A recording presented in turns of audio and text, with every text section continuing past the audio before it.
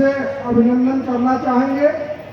और अभी का जो परिस्थिति है, जिस मैदान पर हम लोग एकता रैली को आयोजित किए हैं, पूर्व के साथियों ने कहा कि ये स्थल निश्चित रूप से झारखंड आंदोलन के लिए एक ऐतिहासिक स्थल के रूप में है। यहीं पर 50-51 साल पहले 1973 में झारखंड मुक्ति मोर्चा का गठन मार्क्सिस्ट के द्वारा हुआ था।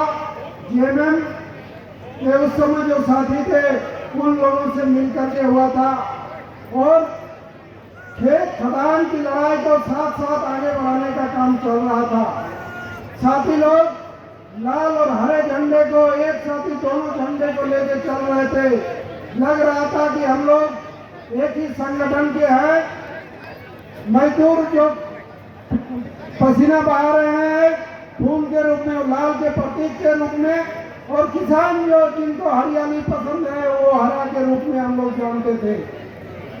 उस दौर से जब से घर परिवार में समझने की उम्र हुई तब से हम लोगों ने देखा ये संघर्ष जो इस क्षेत्र में हुआ, उस संघर्ष को आगे बढ़ाने में इस क्षेत्र में मार्क्सिस्ट के साथियों का बहुत बड़ा त्याग और बलिदान रहा, जिसके बलबूते संघर्ष आगे बढ़ा।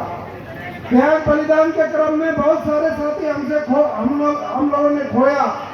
उन साथियों का हम याद करना चाहेंगे इस ऐतिहासिक क्षण में।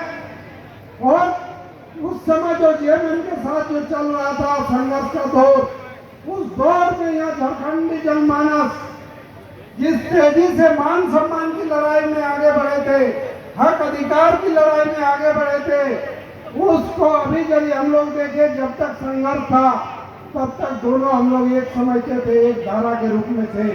लगता था कि एक ही विचार है, एक ही दोनों जो पार्टियां हैं दोनों मिलकर एक हथियार के रूप में है। और ये हथियार झारखंडी जनमानस को आगे बढ़ाने के लिए कारगर रूप से एक सफल प्रयोग के रूप में हम लोगों ने यहाँ पर देखा।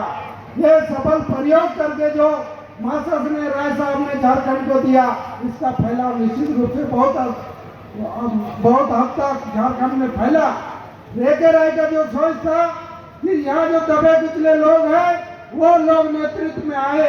एक राय के पास जब यहाँ सिंदरी में आए, आगे बढ़े, यहाँ से विधायक बने, उसके बाद देख लीजिए जब एक राय बने, हमको लगता है कि झारखंडी जनमानस की बात करने वाले सबसे पहले विधायक के रूप में झारखंड में आए थे, झारखंड क्षेत्र में। उसके बाद जो एकदम साधारण परिवार से जो लोग थे, जिनको हो सकता है किसी के दूसरे घर में, जमींदार के घर में खेती मजदूरी करना पड़ता था, खदान में काम करने वाले थे, वो जो दैनंदिन मजदूरी में जो लोग काम करते थे वो लोग नेतृत्व में आए, विधायक बने।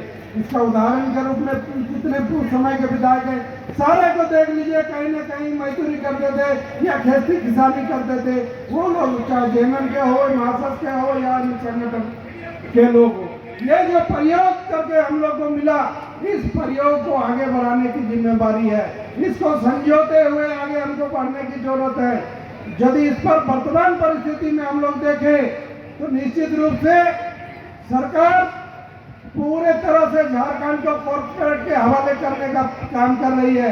फांसीवादी ताकतें निश्चित रूप से अपना पैर पसार रही है। उसके साथ साथ कॉर्पोरेट लूट में एक तरह से प्रश्रय देके या संलिप्तता के साथ झारखंड को कॉर्पोरेट के हवाले करने का काम केंद्र सरकार कर रही है।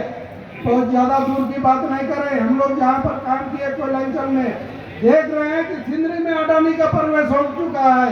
पहले से झारखंड में जो सबसे कॉर्पोरेट घराना जो काम कर रहा था, एक जब सोचते हैं झारखंड अलग होने के बाद जो सत्ता में जो लोग आए, जो मुख्यमंत्री बने, आप देखिए उसका विश्लेषण करके, कुल्हान से यदि मुख्यमंत्री बन के आते हैं तो वो सरकार को बहुत अच्छा तरह से चलाते हैं। यह मीडिया और सारे तरह का इस तरह से प्रचार होता है कि उनका कार्यकाल बहुत अच्छा ढंग से होता है, चाहे वो निर्दलीय विधायक ही क्यों ना मुख्यमंत्री बन जाए। कोल्हान से अलग यदि परे कोई मुख्यमंत्री आता है वो सरकार को ठीक से नहीं चला पाता है।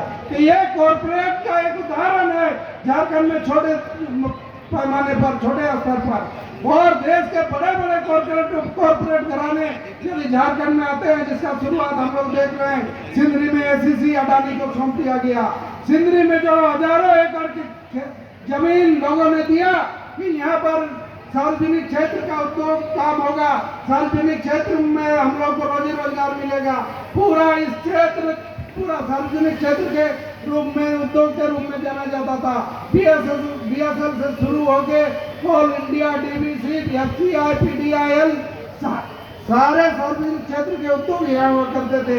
एक एक करके उन जमीनों पर निजी क्षेत्र को सौंपने का काम हो रहा है, कॉर्पोरेट घराने को आगे बढ़ाने का काम हो रहा है, जो यह झारखंड की संपदा को सिर्फ और सिर्फ लूटना चाहती है।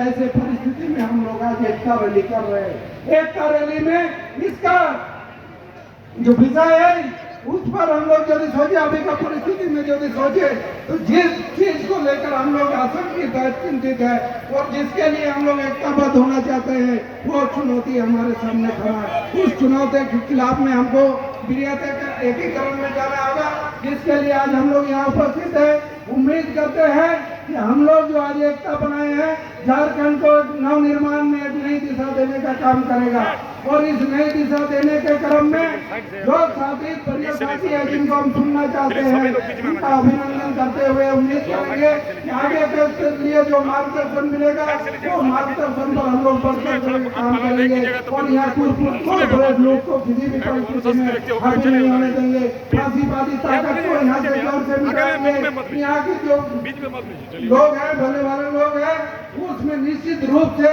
जो आदिवासियत है, मूलवासी है, झारखंड में जो एक संस्कृति है वो किसी को ठेस पहुंचाने का काम नहीं करती है, किसी को ऐसा छलने का काम नहीं करती है।